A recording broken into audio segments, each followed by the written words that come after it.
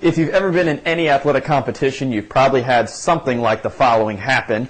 You're in the midst of a heated game, you get a wide open pass, you're going right down the field, and then all of a sudden you see the largest, emptiest net on the planet, but then you didn't see this big hole in the middle of the field that, well, you remember to look about this big, but in reality what happened?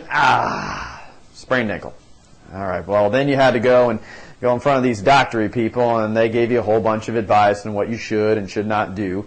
But in the end, what did it all really mean? Well, you heard one thing, and then you may have done another because you're thinking, man, I can get back on that field a little bit sooner if I just tweak the instructions a little bit. So, to explain this, we'll use a giant speedometer as a means of communication. So, the doctor told you to go about this fast after your injury, and usually you go about that fast. Okay, so those are pretty far apart. All right, so you think to yourself, well, you know, they gave some instruction on what to do, but what if I just play with them a little bit and maybe just speed things up? I mean, what harm could that be? All right, well, we'll use the example of cooking a turkey.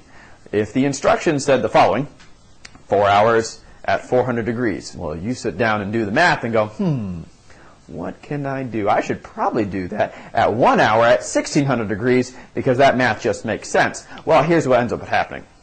And that's not far off that can happen with you if you do get hurt. So we're back to this speedometer again, and you're looking at it, you go, well, the doctor said this, but I bet I can speed it up a little bit, and then maybe in a few days I'm really going to ratchet it up a few more degrees, and in the end, it just doesn't work that way because the human body can only heal so fast. As much willpower as you want to get better faster, there are limitations. The nice part is if you're a young athlete, it goes faster, but your impatience level is much less. So, we're back to these guys again. When they have advice as far as what you should and should not do and the time frames for healing, it is very, very, very important that you listen to them.